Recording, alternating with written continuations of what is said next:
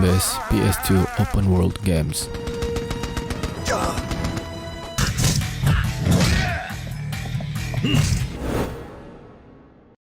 Use the left analog stick or directional Number button 10. to steer.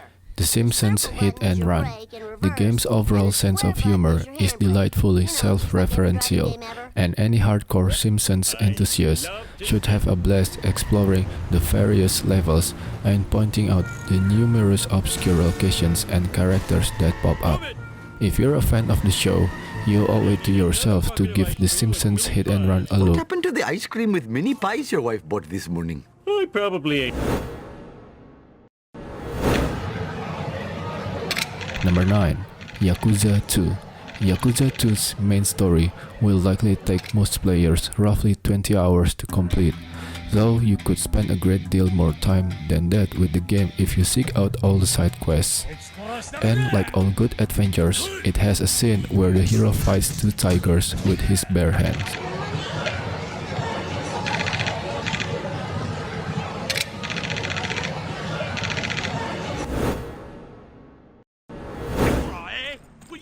Number 8.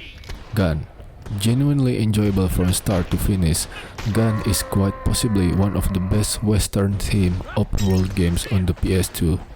It's a game that truly brings the Wild West to life with its good story, interesting side missions, and leather-slapping action. While it's on the short side, the ride is fun while it lasts. Give this one a try. Son of a bitch!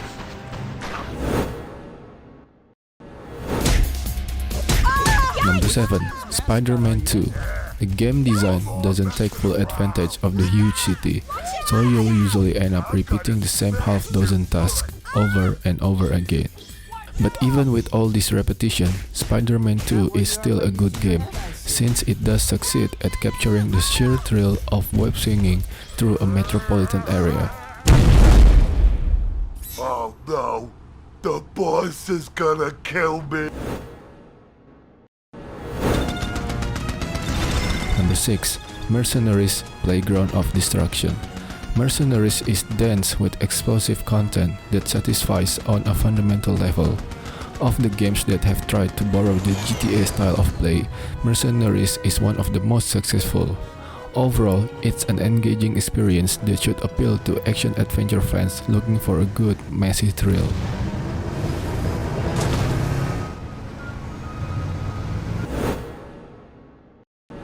Capabilities through your VR. Number 5. The Incredible Hulk Ultimate Destruction. Sure, it isn't the deepest, longest, or most technically proficient game out there, but fans of the comic book are sure to have a blast smashing their way through every destructible obstacle the game throws at them, and anybody else with a penchant for obliteration ought to at least give Ultimate Destruction a look.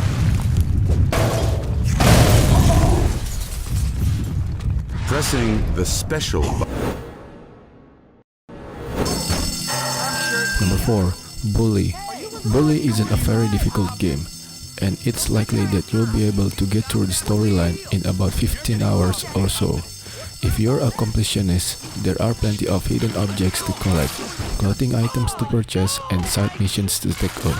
Overall, it's interesting from start to finish, and most definitely well worth playing. You and your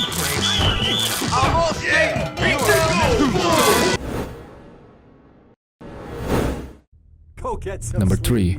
Grand Theft Auto Vice City.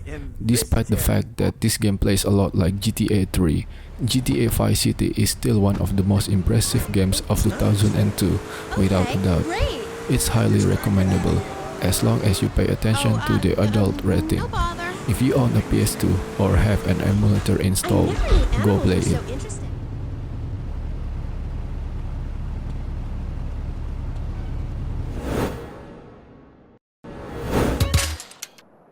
Number 2. Grand Theft Auto San Andreas. If a solid storyline and some incredibly tough missions are all that you're looking for, then you can have them. If you'd rather spend your time doing nothing but exploring the city, then you can do that too. Live the life you want to live, do the things you want to do. It's entirely up to you. Hey man, who's the stupid puto on the road? Who you mad talking? Who you all mean mugging?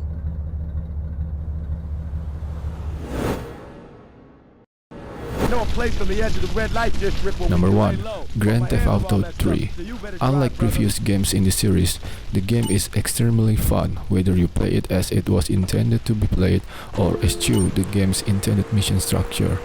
While the nature of the game will surely turn some people off, GTA 3 is, quite simply, an incredible experience that shouldn't be missed by anyone mature enough to handle it. Find a change of clothes.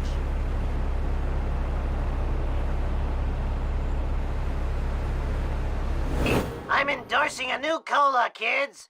And this one isn't. Been clean, Carl. Well, what do we got here? And a guy named Peter Kowalski, good friend of mine. Never heard of him. Yeah, well, he...